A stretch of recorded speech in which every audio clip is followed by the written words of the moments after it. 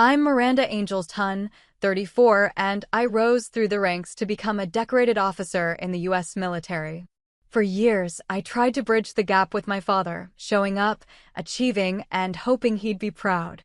But on the morning of my wedding, he looked me in the eye and said, "You're a disgrace in uniform. Find someone else." That was the moment I made a choice that changed everything. Have you ever been dismissed or humiliated by someone you gave everything to? If so, share your story in the comments. You're not alone. Before I tell you what happened, let me know where you're tuning in from. And if you've ever had to stand tall after being wronged, hit that like button and subscribe for more true stories about setting boundaries and reclaiming your worth. What happened next might surprise you. I learned early that love in my father's house came with conditions. Not the spoken kind, he wasn't cruel enough for ultimatums, but the quiet expectations that hung in the air like cigarette smoke, staining everything they touched. Perfect grades weren't celebrated, they were expected. Clean rooms weren't praised, they were the baseline. And when I told him at 17 that I wanted to serve my country, the silence that followed told me everything I needed to know about where military service ranked in his hierarchy of acceptable life choices. "It's a phase," he told my mother that night, his voice carrying through the thin walls of our ranch house. "She'll grow out of it." But I didn't grow out of it. If anything, his dismissal made the calling stronger. While my classmates spent senior year planning sorority life and shopping for dorm room decorations, I was at the recruiting office, filling out paperwork that would reshape everything I thought I knew about myself. The recruiter, a woman with kind eyes and ribbons across her chest that spoke of places I'd only seen in textbooks, explained what basic training would be like. The physical demands. The mental challenges. The transformation from civilian to soldier. "Your family supportive?" she asked, glancing at the emergency contact section where I'd written my parents' information. I hesitated. They're adjusting to the idea. That was generous. My father had stopped asking about my plans entirely, redirecting conversations toward my younger sister's college applications, or the weather, or anything that didn't involve acknowledging the choice I'd made. He attended my high school graduation, sat in the appropriate seat, clapped at the appropriate moments, but when I crossed the stage and looked into the audience, his eyes were already focused somewhere else. The day I left for basic training, he shook my hand. Not a hug, he wasn't demonstrative that way, but a firm handshake that lasted exactly 3 seconds. "Be careful," he said. 2 words that had to carry the weight of everything else he couldn't or wouldn't say. Basic training broke me down and built me back up, just like they promised. The drill instructors stripped away every civilian comfort, every assumption about what I could or couldn't handle. In the South Carolina heat, surrounded by women who'd come from backgrounds I couldn't imagine, I learned that strength wasn't something you were born with. It was something you chose again and again, especially when choosing it felt impossible. I called home every Sunday during the brief phone privileges. My mother always answered, updating me on neighborhood gossip and my sister's latest achievements. Sometimes my father was there in the background. I could hear the television volume lower, hear his chair creak as he shifted, but he never asked to speak to me. Never asked how I was adjusting. Never acknowledged that his daughter was becoming someone new. "How's Dad?" I asked one Sunday, halfway through the 10-week program. "He's fine," my mother said, which was her standard response to any question that might require her to navigate the complicated territory between her husband and her daughter. "He's proud of you." But pride wasn't the same as support, and I was learning the difference. Pride was something you could feel from a distance, something that didn't require you to change your plans or challenge your assumptions. Support meant showing up, even when showing up was uncomfortable. When I graduated from basic training, they came to the ceremony. My father wore his good suit, the navy one he reserved for weddings and funerals, and he clapped when my name was called. But when I approached them afterward in my dress uniform, I watched his eyes take in the transformation. The posture that had become second nature. The confidence that came from surviving something that had seemed impossible 10 weeks earlier. The pride I felt in wearing something that represented service to something bigger than myself. "You look different," he said. "I feel different," I replied. He nodded, but I could see him cataloging the changes like accountant reviewing expenses.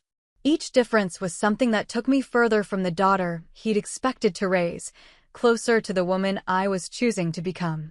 Advanced individual training came next, then my first duty station. Each achievement felt like a small victory and a small betrayal. Victory, because I was succeeding in ways that surprised even me. Betrayal, because each success seemed to widen the gap between my father's expectations and my reality. When I made sergeant ahead of schedule, I called to share the news. He congratulated me, but his voice carried the same tone he used for my sister's softball games or my mother's book club achievements. Pleasant but distant. Appropriate but uninvested. "Your father's having trouble adjusting," my mother explained during one of our private conversations. "He worries about you." But worry wasn't the same as respect, and I was learning that difference too. Worry was something you did when you didn't trust someone's judgment. Respect was what you offered when you recognized their capability to make their own choices, even choices you didn't understand. The years passed, and I built a life that had little to do with the person I'd been in his house. I earned commendations. I led teams through training exercises that tested every limit I thought I had. I deployed overseas, sending postcards from places that expanded my understanding of service and sacrifice. Each experience added layers to who I was becoming, but when I came home on leave, I could feel myself shrinking back into old patterns. The daughter who'd learned to navigate his moods. The girl who'd tried so hard to earn something that seemed perpetually just out of reach. "You've seen a lot," he said during one visit, gesturing vaguely at the ribbons on my dress uniform hanging in my old closet. "I have," I agreed. "Must be hard," he added, and for a moment I thought he might ask about the deployment, about what I'd learned or how it had changed me. Instead, he reached for the television remote. "Your sister's got news about her promotion." I learned to celebrate my achievements with the family I'd found in service. My fellow soldiers understood what each ribbon meant, what each promotion represented. They'd earned their own. They knew the weight of responsibility that came with rank, the pride of wearing something that connected you to generations of men and women who'd chosen service over comfort. But a part of me, the part that still remembered being 17 and hoping for his approval, kept expecting him to recognize what I'd built. Kept hoping he'd see past his own discomfort with my choices to the person those choices had helped me become. Kept believing that eventually, his love for me would outweigh his disappointment in the path I'd taken. That hope would carry me all the way to my wedding day, when I'd learn exactly how much his approval was worth. The comments started subtly, the way most family poison does. Not direct confrontation, my father wasn't built for those kinds of conversations, but sideways observations that landed like paper cuts. Small enough to seem accidental. Sharp enough to draw blood. "Interesting career choice," he'd say when people asked about my service at family gatherings. "Not traditional, but interesting." Traditional. The word carried weight in his vocabulary, like a stamp of approval he wasn't willing to give. Traditional was my sister's teaching job, her suburban house, her husband who worked in insurance and wore ties to church on Sunday. Traditional wasn't the life I was building, one deployment and promotion at a time. The engagement should have been a bridge between us. When Andrew proposed, a fellow officer who understood the demands of service, who'd earned his father's respect through shared experience in ways I apparently couldn't, I thought maybe this would be the moment my father saw me as something other than a disappointment in uniform. A wedding meant traditions he could recognize. Ceremonies that followed patterns he understood. "When are you thinking?" my mother asked when I called to share the news. I could hear her already planning, the excitement in her voice that came from having a project that made sense in her world. "Next spring," I said. "We want something simple. Meaningful." "Your father will want to walk you down the aisle," she said, as if this was obvious. As if the past decade of distance could be bridged by a single ceremonial gesture. But when I brought it up during my next visit home, his response wasn't the immediate yes I'd hoped for. Instead, he got that look, the one that meant he was calculating something I couldn't see. "We'll talk about it closer to the date," he said. Closer to the date became his standard response to any wedding-related question. Would he be giving a toast? "We'll talk about it." Did he have opinions about the venue? "We'll talk about it." Would he like to help with planning? "We'll talk about it closer to the date." But he was talking, just not to me. I started noticing the conversations that stopped when I entered rooms. The way certain family friends looked at me with something that felt like pity. The comments that felt designed to probe rather than celebrate. Military weddings are so formal, his sister mentioned during a birthday party, her tone suggesting this was somehow unfortunate. All those uniforms. It's what they know, my father replied, and I could hear years of accumulated frustration in those 4 words. What we knew. As if our service was something foreign, something that had pulled us away from real life rather than deeper into it. As if the discipline that had shaped us into leaders was somehow a limitation rather than a strength. Andrew noticed it too. He's not comfortable with who you've become, he said after a particularly tense family dinner where my father had spent most of the evening talking to everyone except the 2 people who were supposedly the guests of honor. He's my father, I said, as if that explained anything. As if biology could overcome a decade of feeling like a stranger in my own family. That doesn't mean he gets to treat you like you're less than, Andrew replied. You've earned more respect than this. But earning and receiving were different things, and I was learning that respect couldn't be demanded, even when it was deserved. Even when the alternative was watching someone you'd once looked up to become smaller in your estimation with each passing conversation. The breaking point came 6 weeks before the wedding, during what should have been a routine planning call. My mother was going through logistics, flowers, seating arrangements, the timeline for photographs. Normal wedding stress that felt manageable until she got to the ceremony itself. Your father's been talking to Pastor Mitchell about the service, she said. He has some concerns about the military elements. Concerns. Another word that carried weight in our family's vocabulary. Concerns meant disapproval dressed up as thoughtfulness. Concerns meant he'd been having conversations about my wedding that didn't include me. What kind of concerns? I asked. My mother's pause told me everything I needed to know about how difficult this conversation was going to be. He thinks it might be too much. The uniforms. The sword ceremony. He's worried it won't feel like a real wedding. A real wedding. As if the ceremony Andrew and I had planned, honoring both our family's traditions and our military service, was somehow artificial.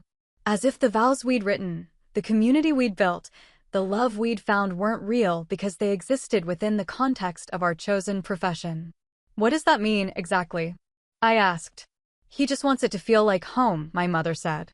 Like family. But home was the base where I'd built my career. Family was the unit I'd served with overseas, the people who'd stood beside me when standing felt impossible. Family was Andrew, who understood what it meant to choose service, who'd seen me at my strongest and my most vulnerable and loved both versions. My father's version of family required me to be smaller. Required me to downplay the parts of myself that made him uncomfortable. Required me to pretend that the life I'd built was somehow less significant than the one he'd imagined for me 17 years earlier. I need to talk to him, I said. Maybe wait until you're home next week, my mother suggested. These conversations are better in person. But I could already feel myself preparing for disappointment. Could already hear the carefully worded objections, the concerns that weren't really concerns, but ultimatums dressed in softer language. Could already see the choice he was going to force me to make between honoring him and honoring myself. The conversation, when it finally happened, would be worse than I imagined. But sitting in my apartment that night, looking at the wedding dress hanging in my closet, I had no idea how completely he was preparing to break my heart. He chose the morning of my wedding to destroy me. Not the weeks leading up to it, when there might have been time to adjust, to find alternatives, to process the rejection in private. Not during the rehearsal dinner, when the wound could have been bandaged with sleep and last-minute logistics. He waited until the morning when I was most vulnerable, most hopeful, most convinced that maybe, despite everything, he'd find a way to show up for me when it mattered most. I was in the bridal suite at the hotel, surrounded by the controlled chaos of final preparations. My maid of honor was steaming my dress. The photographer was capturing candid moments that would later seem surreal in their normalcy. My mother was managing the timeline with military precision that would have made my drill instructors proud. Everything was moving according to plan, exactly as we'd rehearsed. Then he knocked on the door. "Can I have a moment with my daughter?" he asked, and the room cleared instantly. The women who'd been bustling around me suddenly found reasons to be elsewhere, sensing something in his tone that made them want to avoid whatever was coming next. We stood there in the empty suite, Me in my robe and him in his suit, and for a second I let myself believe this might be one of those father-daughter moments people write about. The private blessing before the ceremony. The emotional conversation where years of distance finally get bridged by the significance of the day. Instead, he looked at me with an expression I'd never seen before. Not disappointment, I knew that look well. Not frustration or confusion or any of the emotions that had defined our relationship for the past decade. This was something colder. Something final. I can't do it, he said. The words hung in the air like smoke. Do what? I asked, though part of me already knew. Walk you down the aisle. I can't be part of this circus. Circus. The wedding we'd planned with such care, the ceremony that honored both our family's traditions and our military service, reduced to a spectacle he couldn't bear to participate in. Dad, I started, but he held up a hand. You want to play soldier, that's your choice. But I won't be part of the performance. Find someone else to walk you down that aisle, because I won't be doing it. The cruelty was breathtaking. Not just the rejection, but the timing. Not just the words, but the way he delivered them, clinical, final, designed to cause maximum damage with minimal effort. He'd had months to have this conversation. Months to express his concerns, to try to find middle ground, to figure out a way to support his daughter even if he couldn't support her choices. Instead, he'd waited until the moment when I had no options except to absorb the blow and keep moving. You're a disgrace in uniform, he added, and those words hit differently than everything that had come before. Not just personal disappointment, but professional dismissal. Not just a father rejecting his daughter's choices, but a man rejecting everything I'd worked to become. I felt something shift inside me then. Not breaking. I'd been prepared for some version of this conversation for months. But a door closing. A final understanding that the father I'd spent years trying to please didn't actually exist. Had maybe never existed. Okay, I said. He seemed surprised by my composure. Maybe he'd expected tears, or pleading, or some desperate attempt to change his mind. Instead, I felt eerily calm. The kind of calm that comes after years of preparation for a moment you'd hoped would never arrive. Okay, he repeated. You've made your position clear, I said. I understand. He shifted uncomfortably, and I realized he'd expected more drama. Had maybe wanted more drama, wanted evidence that his rejection could still wound me the way his approval had once mattered. Instead, he was looking at a woman who'd learned to find strength in places he'd never thought to look. The music starts in 20 minutes, he said, as if I didn't know the timeline of my own wedding. Then I should finish getting ready, I replied. He left without another word, and I sat down heavily on the chair where I'd been having my makeup done an hour earlier. In the mirror, I could see my reflection, half-finished, vulnerable, but not broken. Behind me, the wedding dress hung perfectly pressed and ready. Around me, the flowers we'd chosen filled the air with something that smelled like hope. My maid of honor knocked softly before entering. Everything okay? She asked. My father won't be walking me down the aisle, I said. Melissa had been through 2 deployments with me. Had seen me handle crises that would have broken civilians. Had watched me lead soldiers through situations where leadership meant the difference between life and death. She knew I didn't break easily. What do you need? She asked. That was the question, wasn't it? What did I need in this moment when everything I'd planned had just shifted? When the gesture that was supposed to represent my father's blessing and support had been stripped away 2 hours before the ceremony, I looked at myself in the mirror again. At the woman who'd earned her rank through discipline and sacrifice. Who'd led teams through challenges that tested every assumption about what was possible.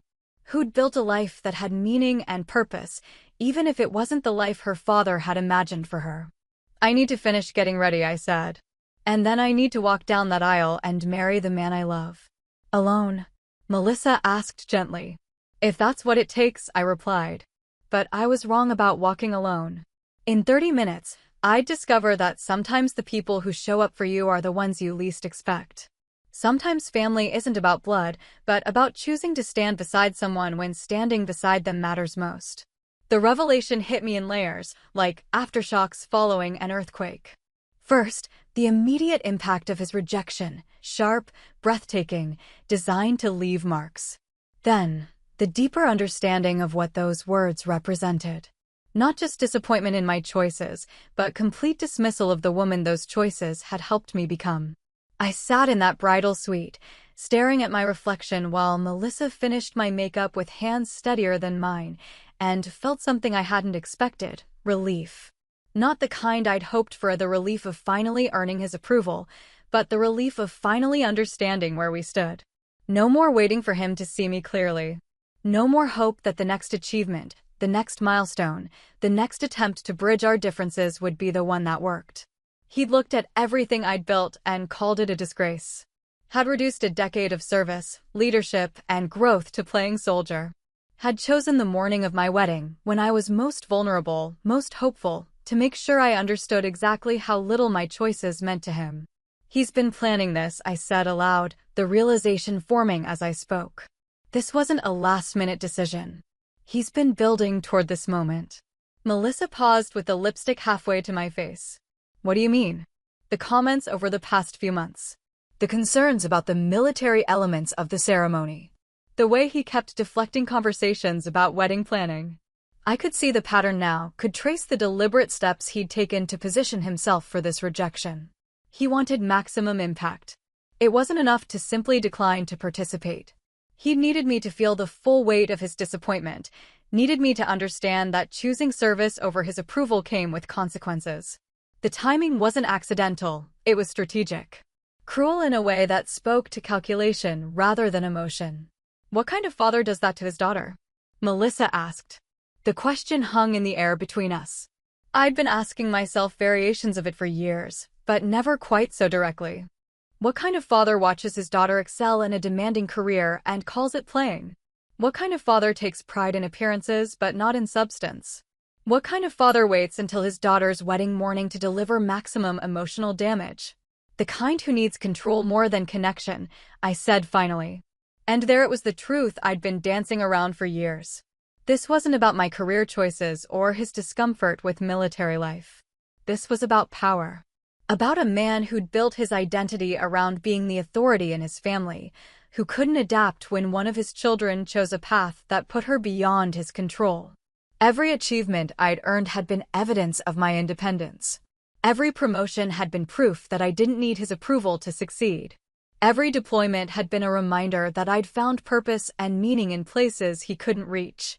I'd become someone who didn't require his validation, and that threatened everything he thought he knew about how families were supposed to work. The irony wasn't lost on me. He'd taught me to be strong, to be self-reliant, to work for what I wanted rather than waiting for it to be handed to me. Then he'd punished me for becoming exactly the kind of person those lessons had been designed to create. 5 minutes until we start loading the wedding party, the wedding coordinator announced through the door. I looked at myself one final time in the mirror. The dress fit perfectly. The flowers were exactly what Andrew and I had chosen together. The makeup couldn't hide the fact that I'd been crying, but it also couldn't hide the strength that had carried me through worse moments than this. You don't have to walk alone, Melissa said quietly. My dad would be honored to step in. Or my brother. Or any of the officers from your unit who are here. I considered the options. All generous offers from people who cared about me, who wanted to fill the gap my father had torn open. But they all felt like solutions to someone else's problem. Like admissions that his rejection had the power to diminish what Andrew and I were celebrating. No, I said. If I'm walking without him, I'm walking as myself. Melissa nodded, understanding something in my tone that meant the conversation was closed. She handed me my bouquet, white roses mixed with something blue that represented loyalty and something borrowed that connected me to the women who'd supported me through every significant moment of my adult life. Ready? She asked. I took a breath, felt the weight of the dress, the significance of the moment, the presence of everyone who'd chosen to be here for Andrew and me. In the distance, I could hear the musicians beginning the processional. Could picture Andrew waiting at the altar, probably wondering what was taking so long. Could imagine the guests settling into their seats, expecting a traditional ceremony that would now be anything but. Ready, I said. But I was wrong about walking alone. In the next few minutes, I'd learn that sometimes the people who show up for you are the ones whose respect you've earned rather than inherited. Sometimes family isn't about shared blood, but about shared values. Sometimes the person who stands beside you when standing beside you requires courage is exactly the person you need. The music started. I stepped toward the door that would take me to the beginning of my new life, not knowing that I was about to receive a gift I hadn't known I needed. I stepped into the chapel doorway and felt every eye in the room turn toward me. This was supposed to be the moment of transition, daughter to wife, past to future, family name to chosen family. Instead, it became something else entirely, a moment when I learned exactly who I was when everything familiar fell away. The music swelled, beautiful and traditional, and exactly what we'd chosen together. Andrew stood at the altar in his dress uniform, and even from the back of the chapel I could see his smile, could feel his steadiness reaching across the distance between us. This was what mattered. This moment, this choice, this commitment we were making to build something together. I lifted my chin, straightened my shoulders, and took the first step down the aisle alone. The walk felt both endless and instantaneous. Each step deliberate, measured, carrying me toward the life I'd chosen rather than the one that had been chosen for me. I could see faces in the congregation, Andrew's family, my colleagues from the base, friends who'd served beside me in places that tested everything we thought we knew about ourselves. People who'd shown up because they believed in what we were celebrating. I could also see my father, sitting in the front row with my mother and sister, his face carefully blank in the way that meant he was working hard to control his expression. Not shame, exactly, but something close to it. The recognition that his absence from this moment was visible to everyone, that his rejection was being witnessed by people whose opinions mattered to him. Halfway down the aisle, I heard it, the crisp sound of dress shoes on hardwood, measured and familiar. Military bearing, unmistakable even without looking. Someone had stood up behind me and was matching my pace, following me toward the altar. I didn't turn around. Didn't pause or acknowledge the sound except to feel something shift in my chest.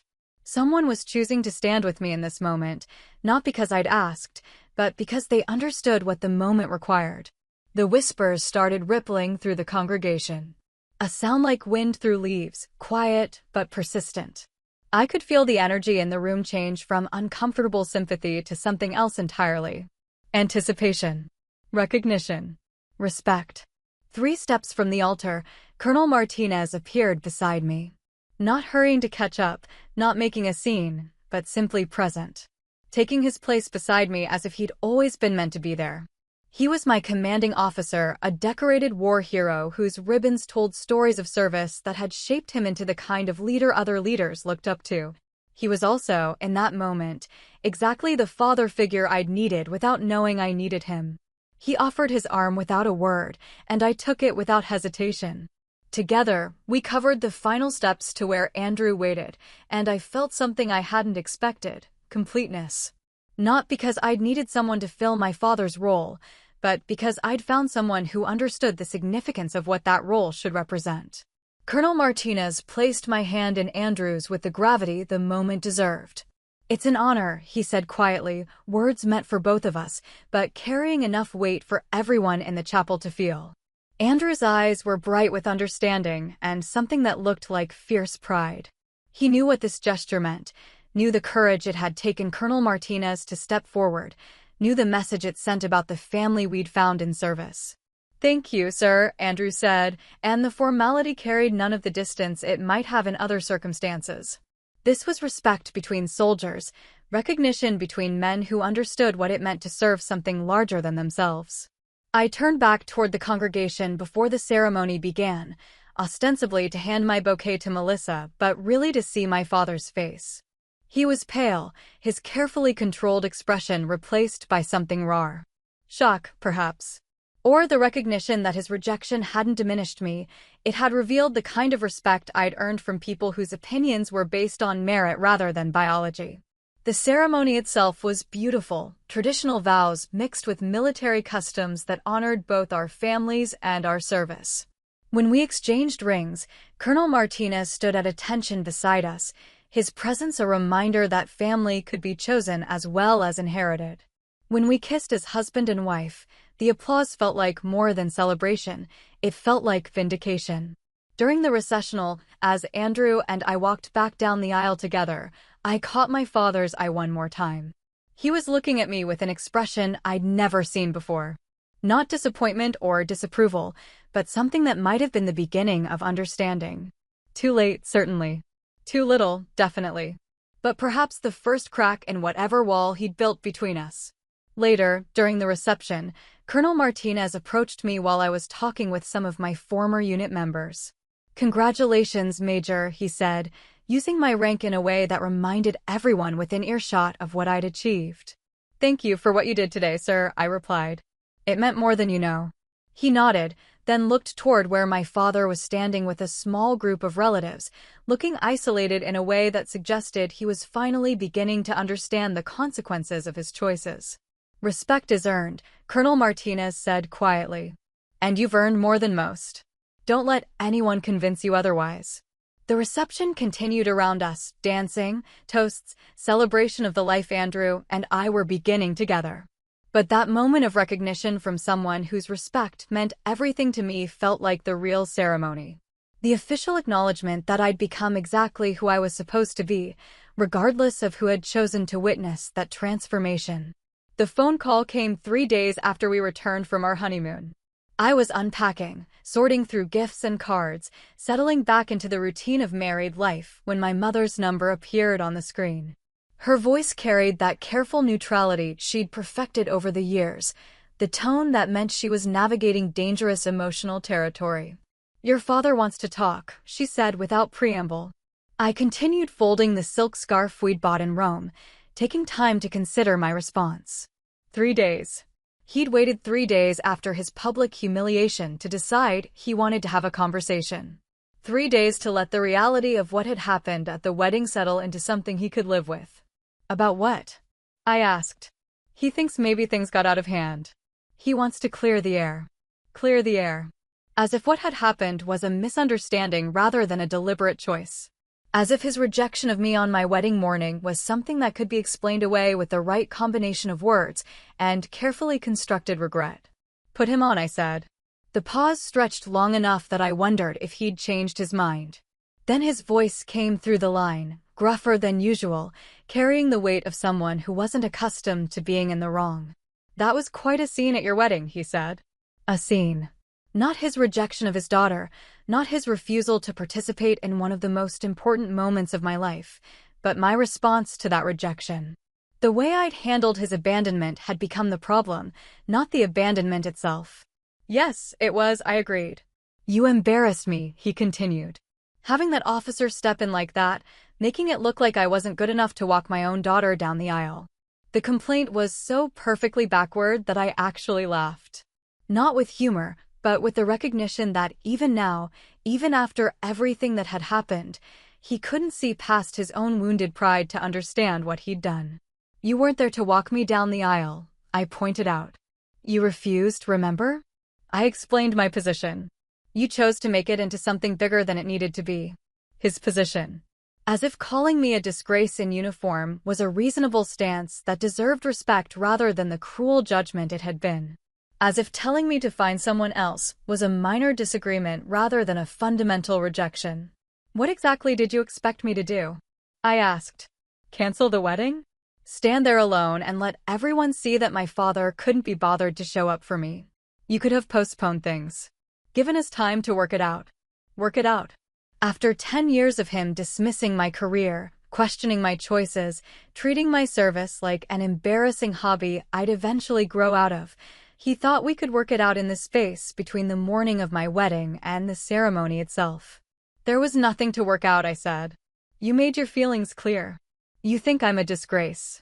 You didn't want to be associated with my choices." I accepted that and moved forward. "You didn't have to make such a production of it," he said, and I could hear the real complaint underneath his words. Not that I'd been hurt, but that his hurt had been witnessed. Not that he'd rejected me, but that his rejection had been seen by people whose opinions mattered to him. The conversation continued for another 10 minutes, him circling around various versions of the same theme, that I'd overreacted, that I'd embarrassed him, that the whole situation could have been handled differently if I'd just been more reasonable. Never an acknowledgement of what his words had cost me. Never an apology for the timing or the cruelty. Never recognition that his daughter had earned something better than his dismissal.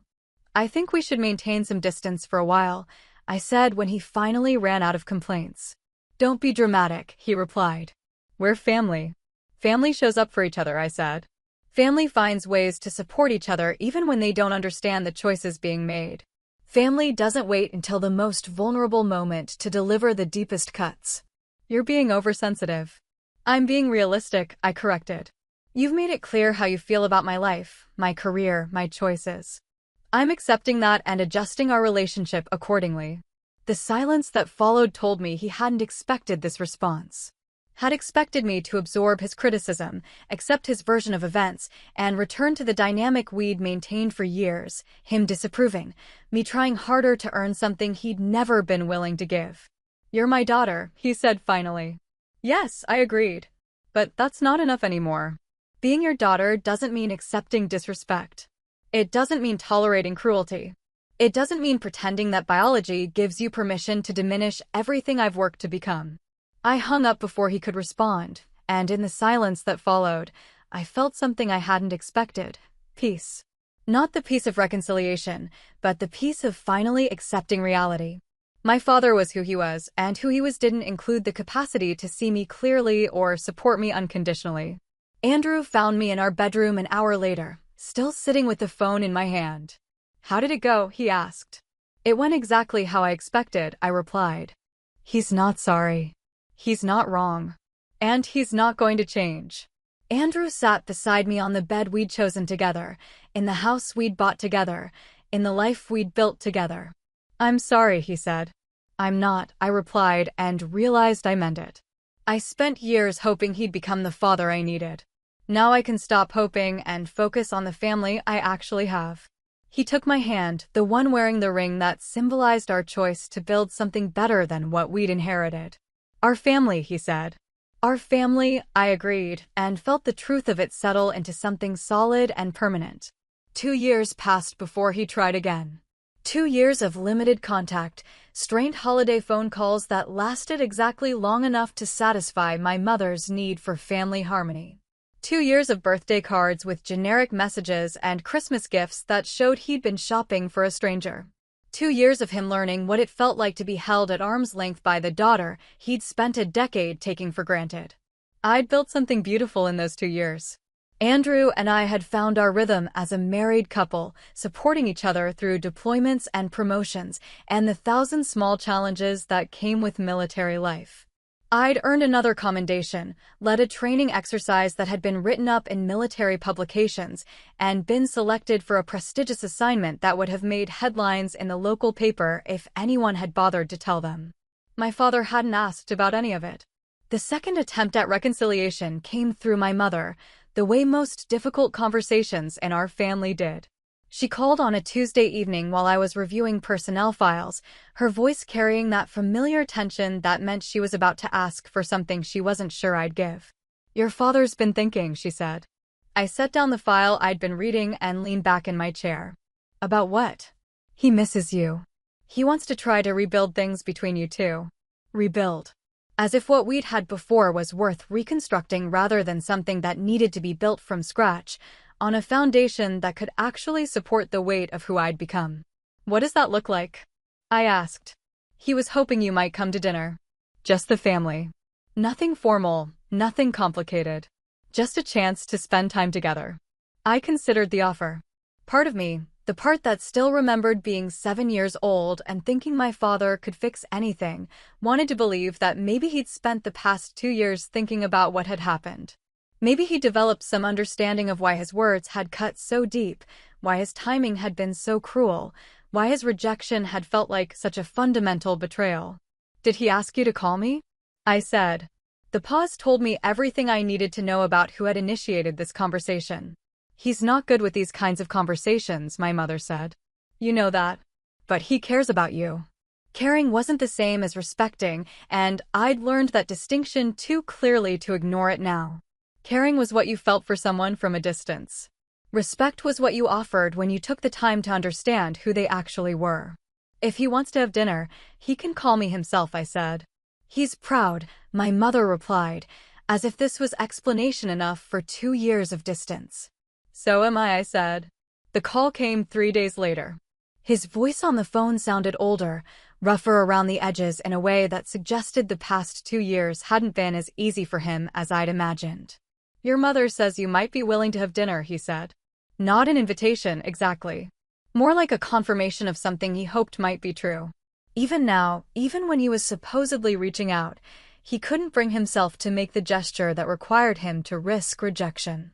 "I'm willing to have a conversation," I said. "But not at the house. Somewhere neutral." We settled on a restaurant downtown, the kind of place where the lighting was soft enough to hide discomfort and the noise level high enough to prevent conversations from carrying to nearby tables. I arrived first, chose a table in the back corner where we'd have privacy for whatever was about to unfold. He looked smaller than I remembered. Not physically, he was still the imposing figure who'd shaped my childhood, but diminished somehow. The kind of smaller that came from spending 2 years discovering that the world didn't reshape itself around your expectations. "You look good," he said, settling into the chair across from me. "Thank you," I replied, though I noticed he didn't mention the uniform I was wearing. Still couldn't bring himself to acknowledge the thing that had driven the wedge between us. We ordered drinks and made small talk about the weather, the restaurant, safe topics that required no real engagement. I could see him working up to something, choosing his words carefully in a way that suggested he'd rehearsed this conversation. "I've been thinking about the wedding," he said finally. "Have you? Maybe I could have handled things differently. Maybe. Could have." The language of someone who was testing the water rather than diving in. Someone who wanted to gauge my reaction before committing to any particular version of regret. "How so?" I asked. The timing wasn't ideal. I should have brought up my concerns earlier, given us more time to work through them. Concerns again. Still not willing to call his rejection what it had been, a fundamental dismissal of everything I'd worked to become. Still framing it as a difference of opinion rather than an act of cruelty. "What were your concerns exactly?" I asked. He shifted in his seat, uncomfortable with the directness of the question. "I wanted your wedding to feel like home. Like family. All the military ceremony made it feel like something else." "It felt like me," I said. "It felt like the life Andrew and I had built together, the community we'd found, the values that shaped us. It felt like who we actually are rather than who you wished we were." "You're still my daughter," he said. "Yes, but I'm not the daughter you wanted me to be. And I need you to understand that I'm not going to apologize for that anymore." The conversation continued for another hour, circling around the same fundamental disconnect. He wanted me to acknowledge that I'd overreacted, that I'd made things more difficult than they needed to be. I needed him to understand that his rejection had been about more than wedding logistics. It had been about respect, about acceptance, about the basic requirement that families show up for each other even when showing up was uncomfortable. We didn't find common ground that night. What we found was clarity. He was never going to see my service as anything more than a phase I'd grown too attached to. I was never going to accept being diminished for choices that had shaped me into someone I was proud of being. But we also found something else, the possibility of a relationship based on reality rather than hope. Not the father-daughter bond I'd once imagined, but something honest. Something limited but genuine. Something that acknowledged who we actually were rather than who we wished we could be. When we left the restaurant, he didn't hug me goodbye.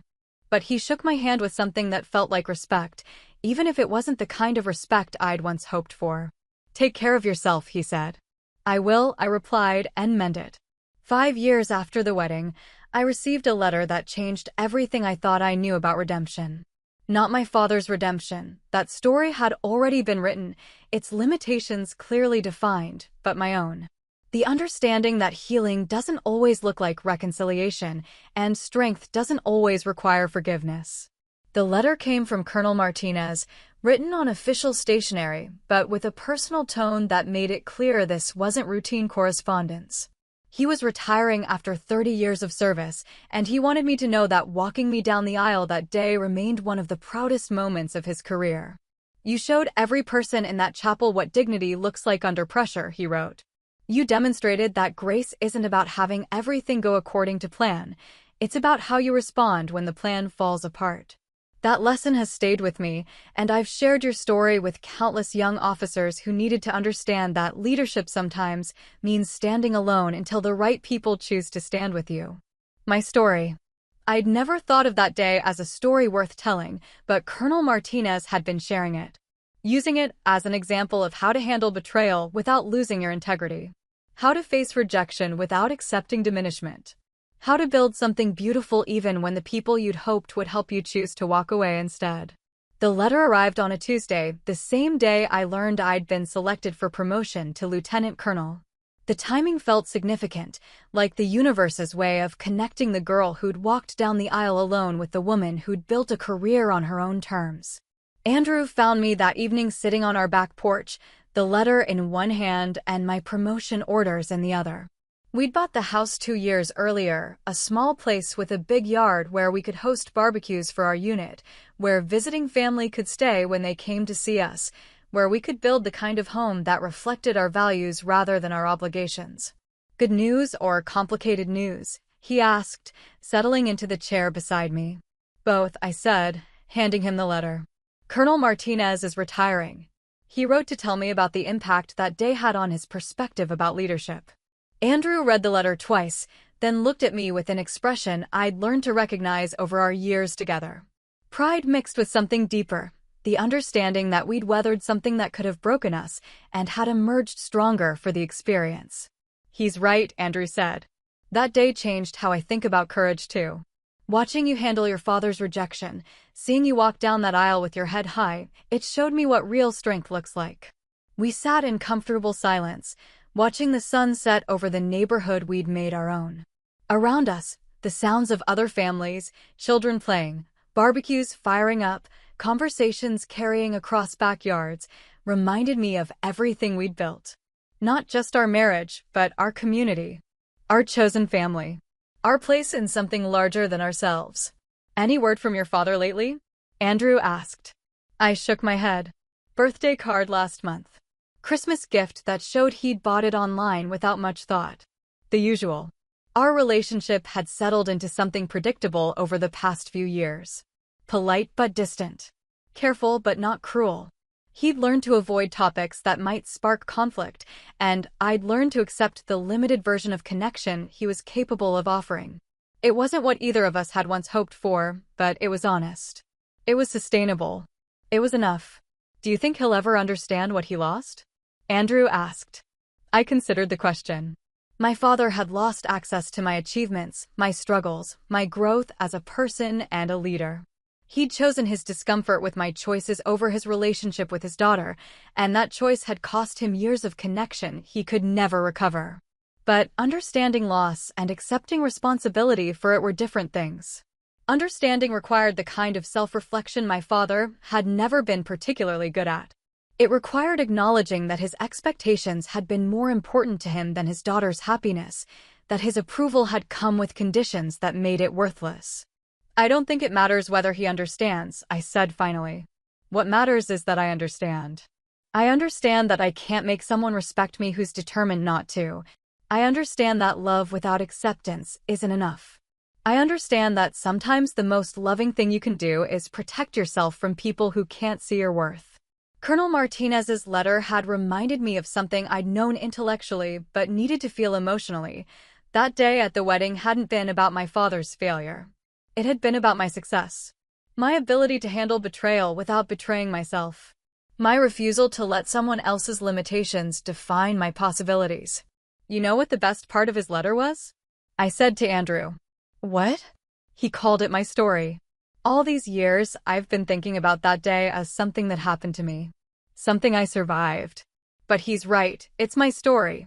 The story of a woman who walked down the aisle alone and discovered she didn't need anyone else's validation to know her own worth. Andrew reached for my hand, the one wearing the ring that had symbolized our beginning. And the promotion? He asked. I smiled, feeling the weight of the new rank that would bring new responsibilities, new challenges, new opportunities to lead. Lieutenant Colonel. The promotion ceremony is in 6 weeks. Think you'll invite your family? I considered it. The old me would have extended the invitation despite everything, would have hoped that maybe this achievement would be the one that finally earned his respect. But the woman I'd become understood that respect couldn't be earned from someone who was determined not to give it. I'll invite the family that shows up for me, I said. The family that celebrates my achievements instead of tolerating them. The family that sees my service as honor instead of embarrassment. Colonel Martinez. The officers I'd served with. The soldiers I'd led. Andrew's family, who'd embraced me from the beginning. The friends who'd stood beside us through deployments and moves, and all the challenges that came with choosing a life of service. That was my family. Had always been my family. The wedding day when I'd walked alone had been the beginning of understanding that family wasn't about blood, it was about choice. About showing up. About standing beside someone when standing beside them required courage. In 6 weeks, I'd walk across another stage to accept another symbol of achievement. This time, I wouldn't be surprised by who showed up and who didn't. This time, I'd be surrounded by people who understood what the moment meant, who celebrated the woman I'd become rather than mourning the daughter I'd never been. This time, I wouldn't be walking alone. And that's how the man who raised me walked away, and the leader who'd mentored me stepped in without hesitation. It taught me that family isn't always about blood, it's about who shows up when it matters most. Have you ever had someone you love refuse to stand by you, only to be lifted up by someone you never expected? How did it change the way you see loyalty and respect? Share your story in the comments, I read every one. And if you believe in standing your ground and surrounding yourself with people who value you, hit that like button and subscribe for more true stories like this.